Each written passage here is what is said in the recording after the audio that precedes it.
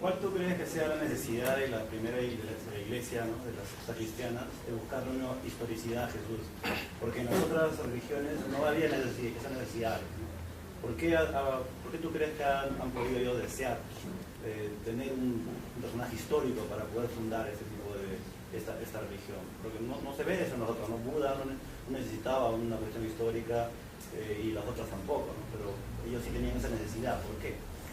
Bueno, yo lo atribuyo a dos cosas, ¿no? Es decir, puedes primero ver los hechos, ¿no? El cristianismo era bastante diverso. Con mencionarte, por ejemplo, el Octavio de Minucio Félix, que relata una diatriba entre Octavio, un cristiano, y un pagano. Por supuesto, al final el pagano queda convencido y se convierte al cristianismo. Y este cristiano se burla del pagano diciéndole: en tu religión matan a tu Dios. Un cristiano se burla de eso. ¿De qué cristianismo estamos hablando? Y ese texto es del año 120, ¿no? Entonces, hay muchas escuelas de cristianismo, todas eran cósmicas de alguna manera. Hubo una escuela que lo tomó literalmente. Y lo tomó literalmente porque políticamente convenía. Es decir, ¿cuál fue al final? Digamos que la lucha por la preponderancia dentro del cristianismo que se da pues hacia el siglo IV viene de muy atrás, ¿no? Las peleas eran fuertes, ¿no? Los apologistas se acusaban unos a otros y Ireneo escribía contra las herejías 6 tomos, ¿no? Y uno de los argumentos que empezó a ser usado por todos a partir de, digamos, de mediados del siglo III, por ahí, o inicios, era el argumento de la sucesión apostólica. ¿Qué significaba? Este Dios solar cósmico en el que hemos creído desde hace 150, 200 años, resulta que de verdad existió y tuvo 12 discípulos, y ellos nos encargaron su mensaje a nosotros. Nosotros somos los herederos de esta tradición, la sucesión apostólica, ¿no? Y empezaron a reclamarlo. Los valentinianos en Roma lo reclamaban, y también los literalistas, ¿no? Entonces empieza a crearse esa necesidad de validar históricamente para poder decir que uno es el elegido. Entonces, pero tu pregunta realmente es más capciosa. Tú dices, ¿por qué? ¿No? O sea, te estoy diciendo cómo, pero ¿por qué? Y yo lo atribuyo a que en verdad estaba ocurriendo un cambio de era. Una era que estaba dejando de ser mítica con sus referencias del pasado recreado circularmente a una época que empezaba a ser histórica. Y el cristianismo, a mi modo de ver, fue necesario para afirmar esa mentalidad historicista. Que lo haya hecho con argumentos desastrosos es otra cosa. Pero para mí representaba eso, la voluntad de salir, de romper ese círculo vicioso, ¿no?, del equilibrio, y empezar a construir una historia. Entonces, para mí, justamente eso, la época apuntaba a eso. No era porque apareció un zombie que caminaba sobre el agua, ¿no?, y inició todo. Esa clase de explicaciones son ridículas. ¿Alguna otra pregunta? Bueno, un comentario, si me permites. Dentro de los autores que has colocado está Joseph Campbell, que es uno de los principales mitólogos del mundo, y también has hecho referencia a bastante a la obra de MacDonald, pero tanto MacDonald, que es el que hace la relación de que la Odisea es la base del Evangelio de Marcos, como Campbell, ambos dicen que hay un Jesús histórico. Y más bien cuando a MacDonald le entrevistan sobre este tipo de uso cristo-negacionista de su obra, él dice que bueno, lo pueden tomar así, pero lo que él hace, un análisis no es para negar la historicidad de Jesús, sino para ejercer un análisis crítico del Nuevo Testamento. Mira, básicamente lo que estás contando es una gran falacia albergúrica, ¿no? O sea, estás diciendo, como fulanito opina que Jesús existió, ¿ya? Entonces ¿por qué lo mencionas? Algo que yo he mencionado en otras versiones de esta charla, que vale la pena, ¿no?, decirlo ahora. El conocimiento es bueno, venga de donde venga. Ahora, yo, por supuesto, si yo me he leído de pe a pa el libro de MacDonald y lo he buscado a él tiene un libro que ha publicado el mes pasado donde ha comentado, donde demuestra que el Evangelio de Juan tiene mucha dependencia de las vacantes de Eurípides. Es un evangelio dionisiaco. Entonces, él continúa su trabajo de investigación, a él le interesan las maneras de narración cristológica, y eso es lo que está él haciendo de una manera brillante. ¿Cómo lo usen? Él puede pensar si existió algo histórico, y muchas veces eso significa: no me interesa este problema, a mí me interesa el cómo, no me interesa la conclusión. Yo, de hecho, tomo, por ejemplo, a mí me parece el manual de Gerd Tyson, un buen manual, tiene unas conclusiones horribles cuando analiza las fuentes de Jesús, pero es un buen compendio que se llama el Jesús histórico, justamente. Bart Ehrman, que cae en unos adominen horribles, sin embargo tiene buenos libros. Uno no puede, no, como él piensa que sí existió, entonces lo voy a votar, no voy a leer, me voy a negar a leer, es ser un fanático. El conocimiento es bueno, pero otra cosa es cómo conectes las conclusiones. O sea, básicamente, incluso Carrier, es uno de los autores que he leído también, él dice, ¿no? Está clarísimo, después del trabajo de MacDonald, que el Evangelio de Marcos depende mucho de la Odisea. Eso no significa que Jesús no haya existido. Eso significa que este documento no puede ser tomado como fuente de historicidad, nada más. No significa una afirmación en contrario. Entonces, eso ya es, la conclusión la puede sacar cada uno, puede ser diferente. Uno puede tomar las mismas fuentes, pero valorar algunos detalles más que otros y llegar a una conclusión opuesta. Eso ya, digamos, va a depender, pero para mí, cuando se llega a la conclusión de que sí existió, hay mucho de dogma ahí, ahí acumulado en la base. Hay mucho de lo que te contaron de niño, el ambiente en el que creciste, y como decía Mark Twain, es mucho más fácil engañar a alguien que convencerlo de que lo han engañado. Es muy, muy difícil abandonar un dogma, muy difícil abandonar las creencias con las que uno ha crecido. Es realmente un acto de superación. Entonces, eso puede pasarle a cualquiera, no se tiene que ser un pobre diablo, un IQ bajo para ser preso y por siempre de eso, ¿no? También le puede pasar a académicos de fuste, ¿no? Lo hemos visto, por ejemplo, cuando hubo la diatriba entre Ehrman y Carrier, daba pena.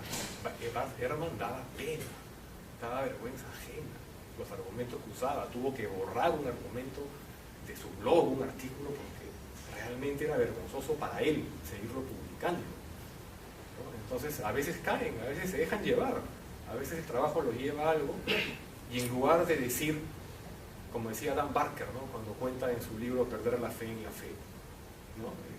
Que lo entrevista a Oprah y le dice, ¿no? Y tú eras predicador y tú creabas canciones para predicar, ¿no? Y tú te ibas a México y le predicabas en castellano y decías todo esto.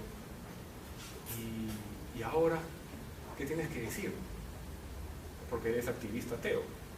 Y simplemente la mira a Oprah y le dice que estaba equivocado. Y eso es realmente bien difícil de asumir. Yo, por ejemplo, empecé guiándome de los libros no más adecuados. Yo leí a Freke y Gandhi, Los Misterios de Jesús. Me pareció alucinante. Y después he llegado a entender porque es un libro sensacionalista, que más es el daño que hace que la investigación seria que aporta. Por eso es que le puedo decir, me puedo trompear en una página de Facebook que está reventándole cohetes al libro de Joe Atwill, El Mesías de César, ¿no? Según el cual, ¿no? El cristianismo es una conspiración de la dinastía Flavia para controlar a los judíos, y Flavio Josefo fue el autor del Evangelio.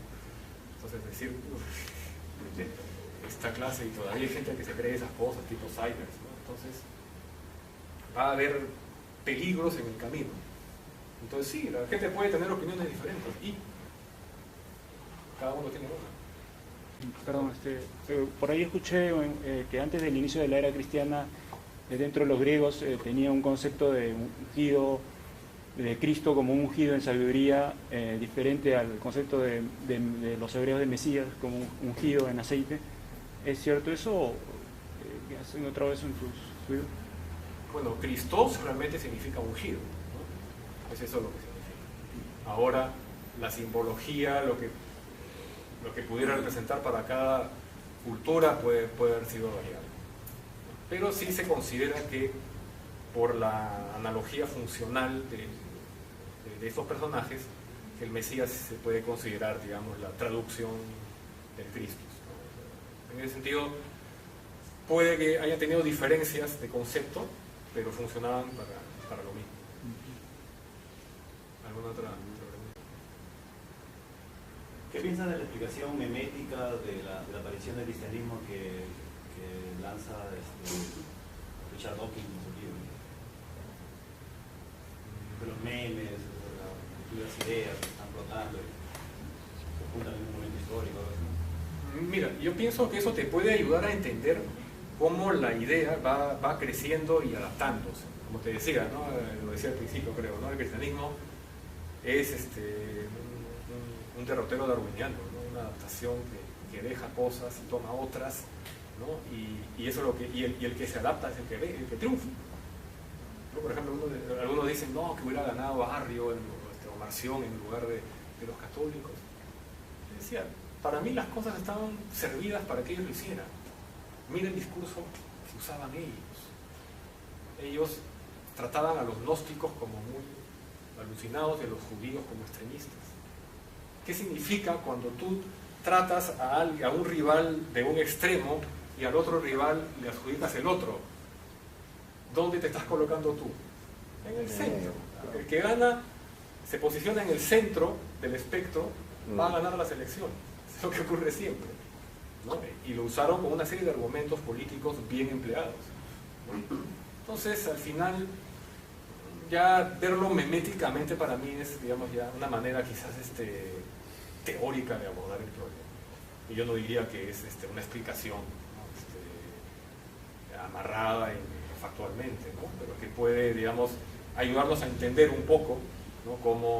cómo esta idea del cristianismo fue puliéndose y mejorando y logrando la aceptación que tuvo, aunque hay que ser sinceros, esa gran aceptación la tuvo con respaldo político del imperio, no antes. Sí. Respecto a los criterios de ciudad que se usa mucho, deberías exponer también cómo se crearon, ¿no? Porque se crearon como una herramienta literaria para interpretar los dichos auténticos de Jesús, no como una herramienta histórica. Después fue creado por teólogos, investigadores teólogos, pero después fue tomado como una herramienta histórica, que es verdad. Además, si uno usa lógica también, es un argumento deductivo. Y cuando un argumento deductivo, es básicamente la conclusión no dice nada nuevo. Básicamente dice lo que ya está dicho en las premisas. O sea, es una falacia de petición de principio. Habría que demostrar primero lo que son las premisas, que básicamente no se hace, solo se está una falacia, ¿no? Se deduce nomás de algo que ya está dicho. Sí, en verdad sería un tema un poco largo, ¿no? Porque esto de los criterios de historicidad también nace justamente como parte de me parece, de esta llamada la Third Quest, ¿no? La tercera búsqueda de Jesús histórico, y el resultado es un fracaso estrepitoso, ¿no? Es como 20 Jesuses diferentes, nadie se pone de acuerdo, ¿no? ¿Y por qué? Porque los criterios son fallidos, porque los criterios son antojadizos. Es decir, por ejemplo, el criterio de disimilitud. ¿Cuál es ese criterio? No se rían, ¿no? Si lo que se dice es muy diferente de la iglesia primitiva o del judaísmo, con seguridad proviene del Jesús histórico. Así de dogmático se expresa. Entonces uno dice, ya encontré esto, es raro, y listo, ya, ahí está el Jesús histórico. Es realmente una pachotada razonar así y usar un criterio de esa manera, porque hay muchas maneras en que se puede refutar eso. O sea, por ejemplo, ¿cómo estás tan seguro de que eso es diferente?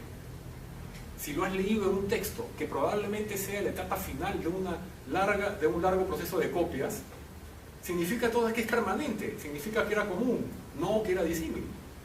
O sea, hay muchas maneras de enfocar. Entonces, realmente esos criterios son bien antojadizos. El criterio de la vergüenza es más gracioso todavía.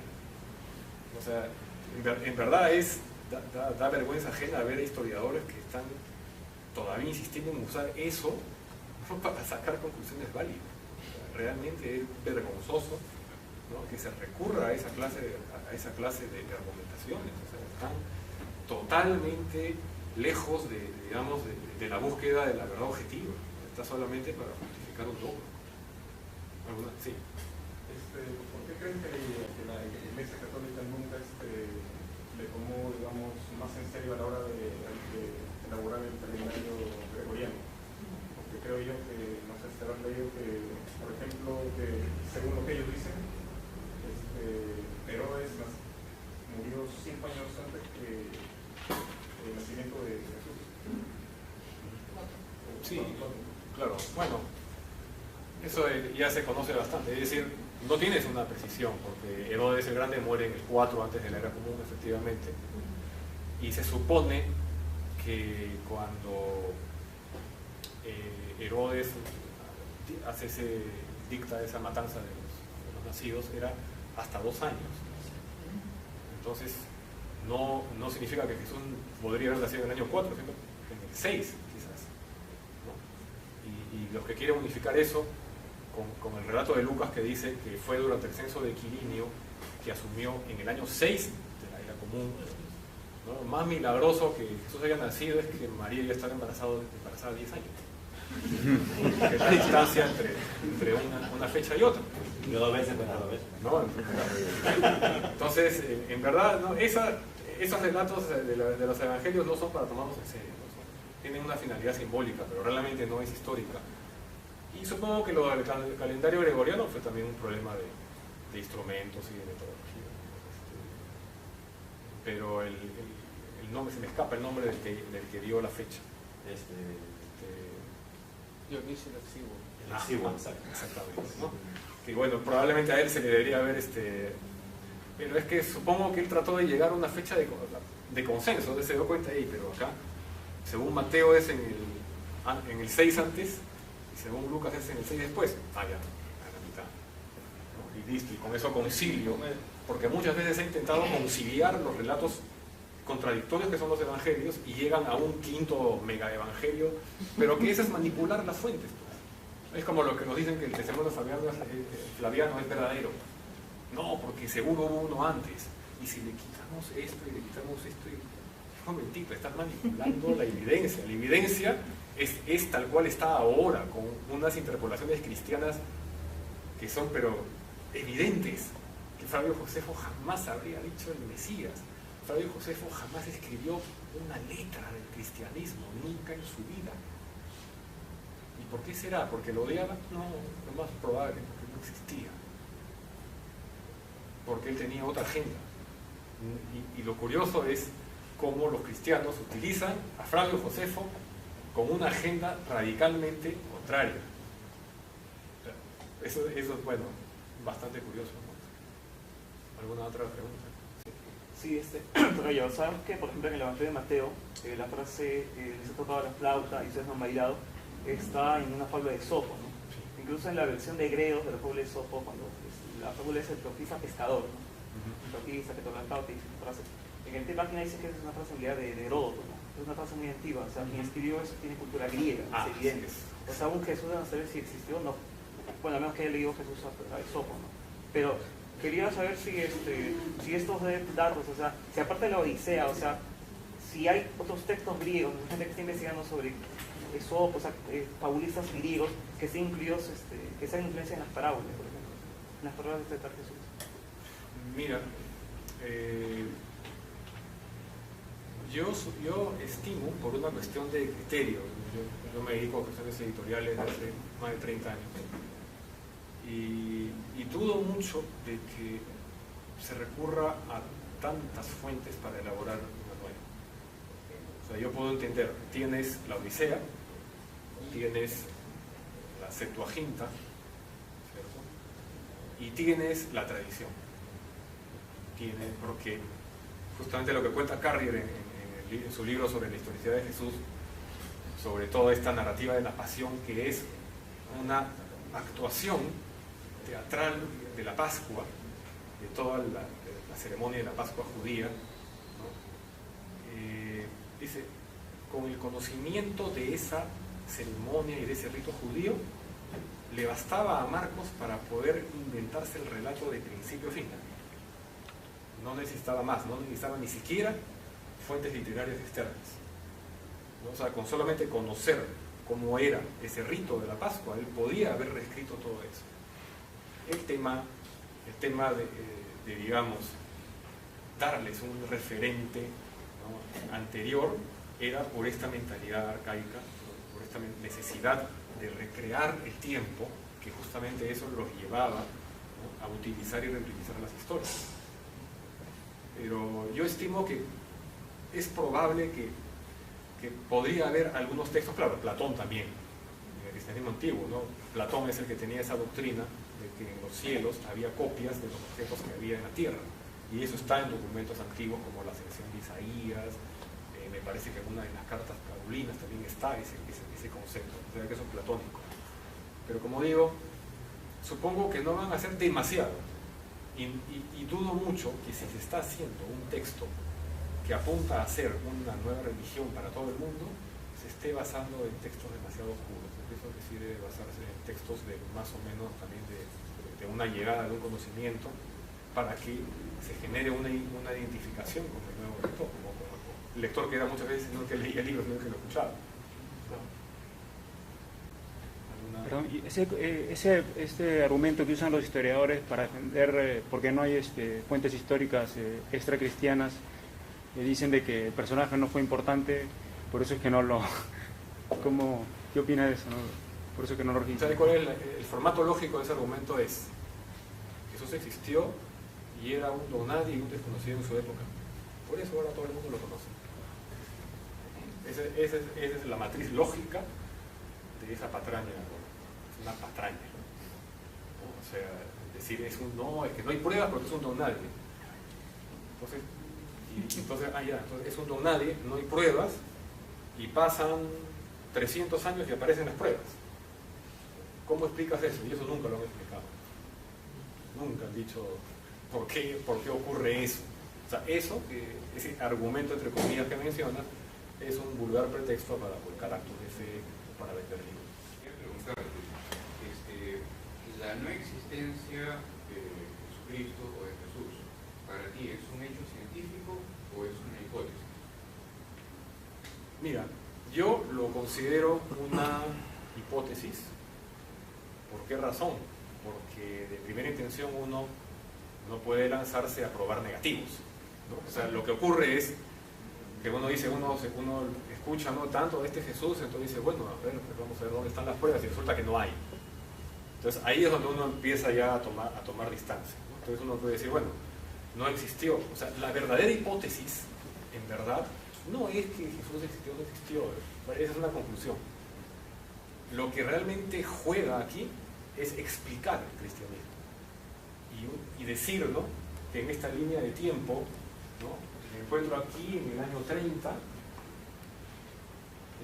y yo digo que alguien escuchó a este rabino en el año 30 y escribió, y resulta que el papiro más antiguo está aquí en el 250, y que un cristiano que dice que existe escribió en el 180. Entonces empiezo a tener problemas para armar mi cronología. Entonces yo pienso que sí, hay varias maneras de explicar el cristianismo que estén de acuerdo con la evidencia que se ha encontrado, porque la explicación tradicional que llega el rabino rutilante del el año 30 y de ahí empieza todo, es una explicación para parvulario. Es realmente lamentable que alguien piense que un razonamiento de ese tipo pueda ser considerado historia seria, ¿no? O sea, la hipótesis es cómo llegó a ser el cristianismo, ¿no? Y la hipótesis es de muchas maneras y no necesitó. O sea, no es que Jesús de Nazaret no existió, ni siquiera era necesario que existiera. Era necesario solamente para justificar políticamente a un grupo. Eso sí, pero para mí es más válido decir, no, el cristianismo vino por este otro lado, por este lado, y puedes analizar los textos de esta manera, y eso me parece muchísimo más válido. Para completar, pero siempre me queda, digamos, la interrogación, ¿cómo en base a un personaje ficticio no existente se ha podido generar partidarios, seguidores, que cada vez se han ido incrementando? Y bueno, en el siglo IV con Constantino, obviamente que ahí políticamente le dieron un empujón al fenómeno. ¿Cuántos dioses ha seguido la humanidad?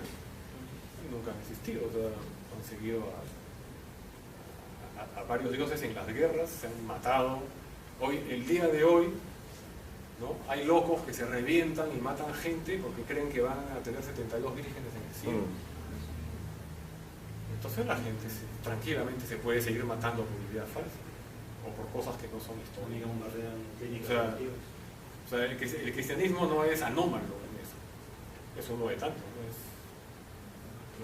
Como digo, no me parece extraño, ¿no? O particular en ese tipo de... ¿no? Y más aún considerando que el cristianismo se refuerza en una época en que el Imperio Romano está en progresiva crisis, ¿no? Había crisis económica y había muchas guerras civiles, entonces había cada vez más pobres y más gente moría.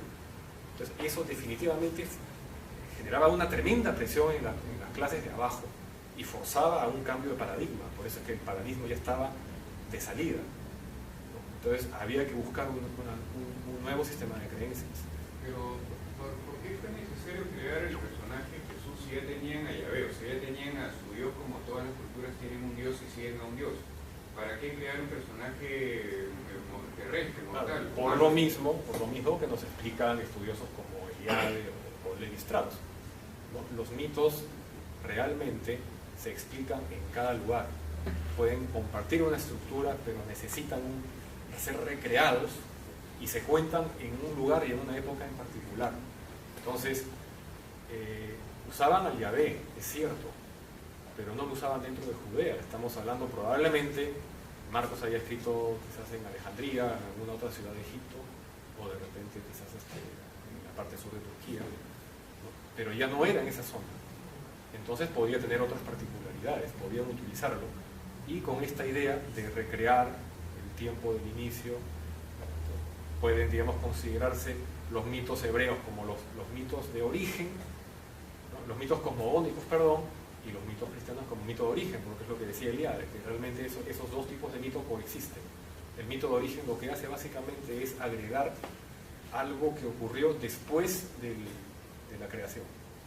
Básicamente es eso. Entonces, dentro de la estructura mítica, es perfectamente dable que se haya producido de esa manera.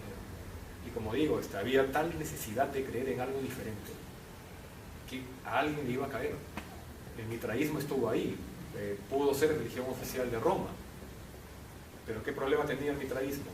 Uno, que era solo para hombres, ¿no? Entonces las mujeres no podían participar del rito de Mitra, y entonces ahí el mitraísmo estaba renunciando al 50% de la población. El cristianismo sabía que una mujer cristiana significaba hijos cristianos, así que predicaban para todos, número uno. Y número dos, el mitraísmo no solo era solo para varones, era solo para soldados. O sea, era un rito que era básicamente del ejército. Y en una época de guerra civil, ¿quiénes son los que más mueren? Los soldados. Entonces, era una religión que estaba condenada a fracasar. No tenía ni para empezar con el cristianismo, en ese sentido, en el sentido de apelar a la mayoría. Entonces, para mí hay varios hechos que determinaban que realmente el cristianismo pudiera dar el salto, ¿no? Lo que sucedía era que era demasiado variopinto ideológicamente, y lo que exigía Constantino era eso, dejen de marearme con tantos Jesuses y tantos Cristos y tantas historias, entonces queden en algo. Y eso fue lo que hizo la escuela literalista. Dijeron, podemos hacer lo siguiente, ¿no? Como los evangelios se usaban nunca al mismo tiempo, se usaban en una zona cada uno. Es decir, si usamos estos de acá, que son los más populares, entonces vamos a jalarnos a todo este público. El problema de eso es que estos son contrarios y asumieron el costo político. El costo político era empezar a meter de tijera poco a poco. Y eso fue lo que hicieron. Entonces, un proceso político. ¿Alguna pregunta? Sí. Como bien has explicado, decir que Jesús existió porque la Biblia lo dice, como decir que Superman existe porque Marvel lo dice, ¿no? Porque un cómic me parece Superman. Entonces, el argumento principal del que se agarran a que define la existencia de Jesús es el de las supuestas fuentes extrabíblicas, ¿no? Como Tácito, Josefo y otros. Entonces, esa parte la pasaste un poco rápido. Podría quizás en 2 minutos explicar a todo el mundo Bueno, sí. Probablemente tomando como ejemplo solamente a Flavio y a Tácito. ¿no? Bueno, el tema flaviano es muy complicado, pero te diría, por ejemplo, ¿no? las fuentes romanas. Las fuentes romanas, ¿cuándo aparecen? Estamos hablando de la carta de Plinio el Joven al emperador Adriano, que es del año 111. Estás hablando del texto de Suetonio en las vidas de los 12 Césares, que está más o menos por el año 113, y los anales de Tácito, que se publican alrededor del 117. Entonces, ya te vas dando cuenta de que estos romanos publican, ¿no? Casi un siglo después de los supuestos hechos. Entonces, que decirnos que Plinio el Joven es testimonio de la existencia de Jesús, cuando lo único que dice en esa carta Plinio es que era gobernador de Bitinia, que estaba creo que por la zona de Turquía cerca del Mar Negro, decía, estos cristianos se reúnen a adorar a un Cristo como si fuera un Dios. Ya, listo, Jesús existió, ahí está la prueba. No, pues, esa carta habla de cristianos y de su culto. No está hablando de nada más, es todo lo que dice. Entonces, decir que eso es prueba de historicidad es ser un fanático, pero así hasta tueta. O sea, es fanatismo, ¿no? Tienes los anales de Tácito que muy probablemente sean una interpolación, una manipulación. Para empezar, el manuscrito de Tácito supuestamente es del año 120 y el manuscrito sobreviviente es del año 1050, cuando todos sabemos que entre los siglos IV y VI fueron los años en que más se dedicaron los cristianos a falsificar pruebas.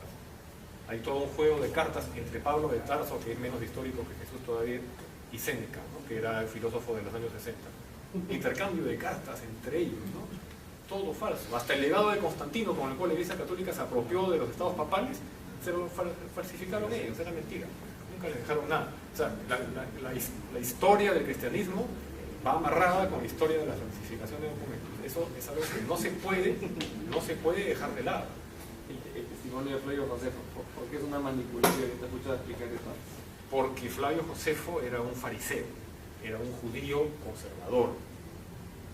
Entonces él apunta a promover el cristianismo, digo, el judaísmo, y denuestra a todos los movimientos revoltosos, revolucionarios que había, ¿no? Para él eran la plaga, los que tuvieron la culpa de que se destruyera el templo, ¿no? Entonces hace toda su recopilación histórica, porque él viajó por muchos lugares, describe lugares geográficamente con mucha precisión, pero de pronto nos vemos en el libro 18, pronto un plac, aparece, párrafo salvaje aparece, ¿no? Por esos tiempos había un hombre, si es que se le puede decir hombre, llamado Jesús, que hizo muchas maravillas, era el Mesías. Entonces, tiene definitivamente palabras que Josefo jamás había usado, nunca en la vida, porque él registra, es más, él registra a los grupos judíos que hay, habla de los saduceos, habla de los esenios, ¿no? Habla de los fariseos, por supuesto, no menciona a nadie más, porque no había nadie más, así de sencillo, ¿no? Ahí hay que aplicar la navaja de Oca, o sea, entonces creo que tiene un estilo de escritura distinto también. Se ha analizado ese párrafo, el testimonio flaviano, que Molson dice que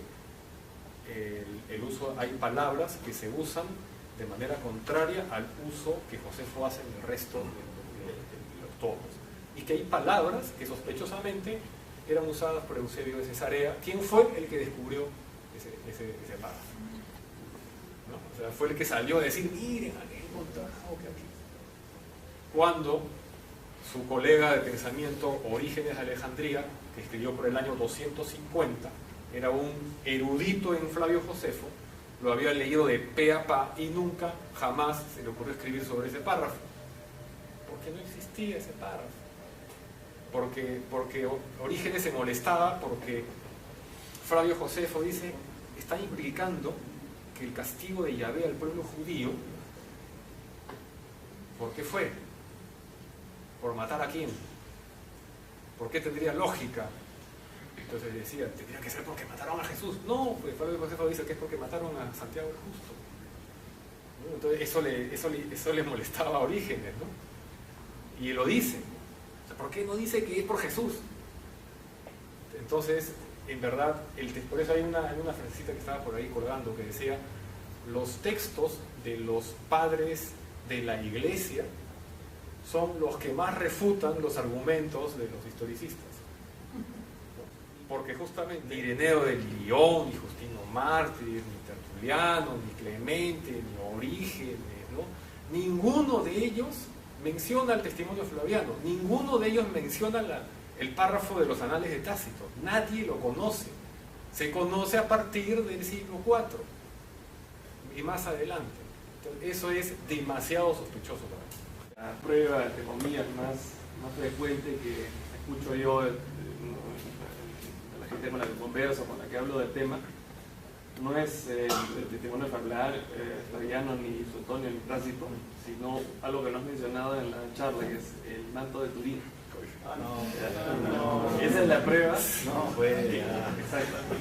Aunque no lo crean. Sí, bueno, no, es cierto. Verdad, yo me he topado con gente ahí que dice que con eso ya... Pero es que es el argumento más común que escucho yo. Sí, pero ¿y el manto de Turín? ¿Cómo explicas el manto de Turín? Bueno, ya había que hacerlo. Exacto. Entonces, no sé, para quienes no conozcan la historia de la falsificación, o de cómo se comprobó que es una falsificación medieval, ¿podrías explicarle en medio minuto? Bueno, básicamente las pruebas de fechado carbónico nos arrojaron que la tela era más o menos del año 1260, por ahí más o menos unas décadas, pero que la pintura podría ser posterior. Por esa razón, unos investigadores hace un tiempo elaboraron la tesis de que quien fabricó esa prueba fue Leonardo. Que lo que hizo fue buscarse una tela antigua, porque Leonardo estamos hablando del año 1400, o sea, como 200 años después de lo que está fechada la tela.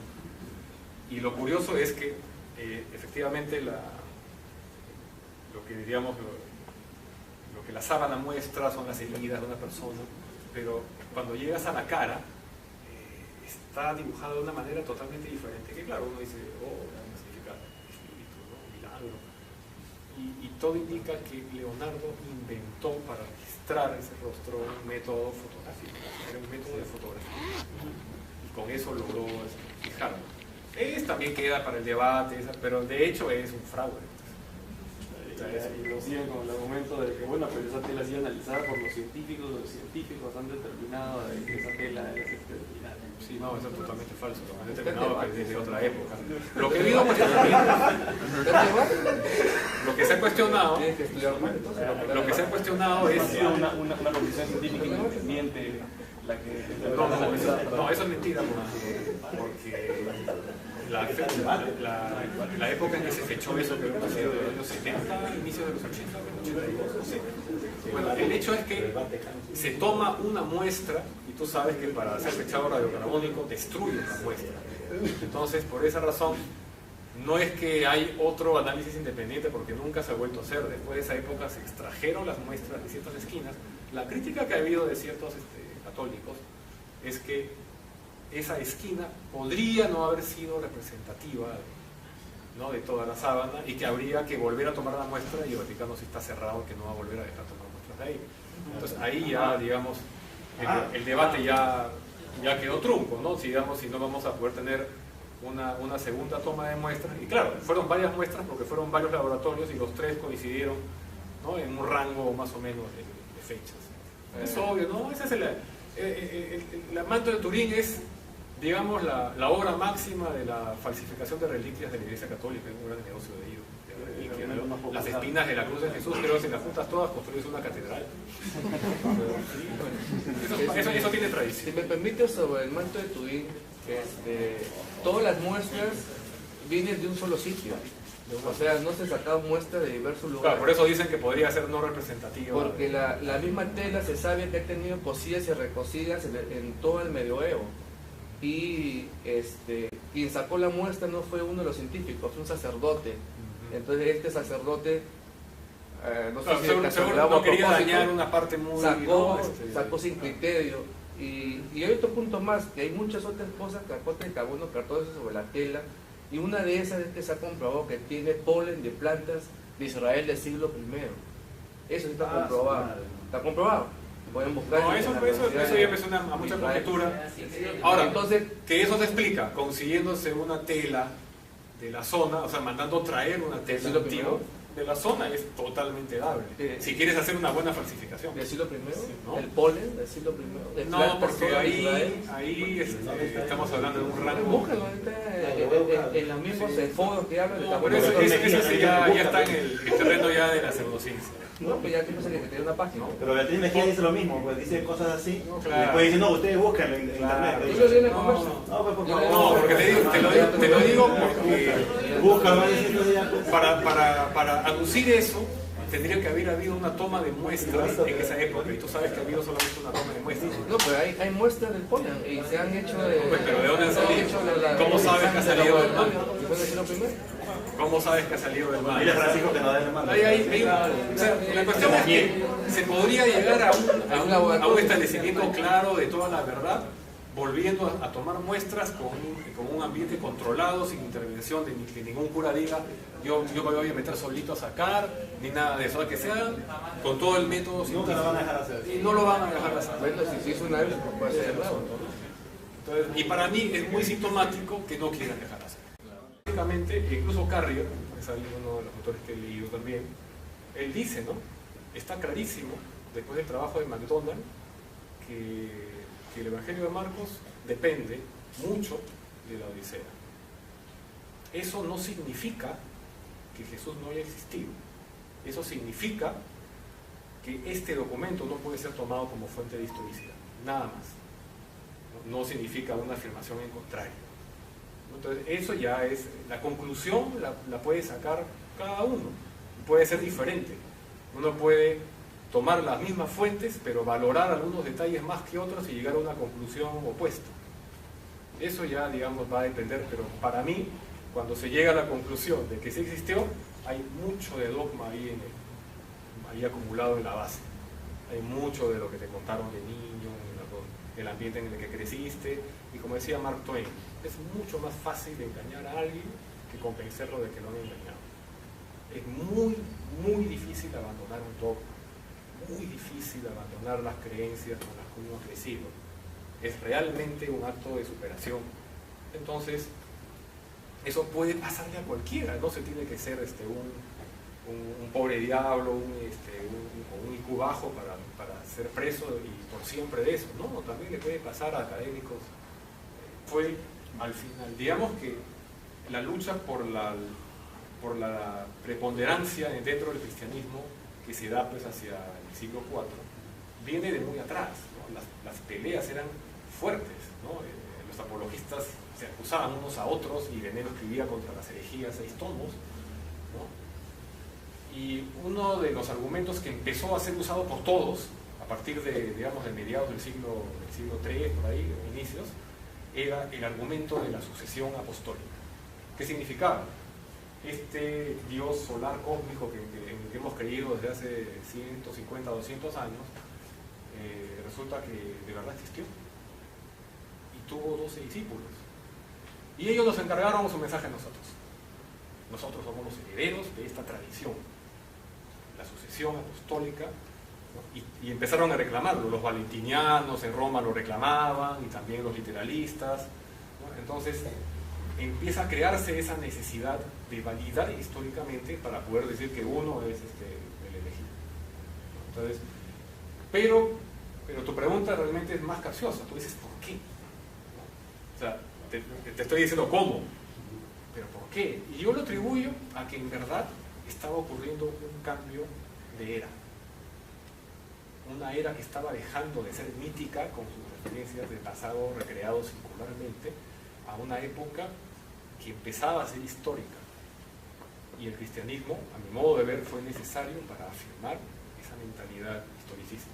Que lo haya hecho con argumentos desastrosos es otra cosa.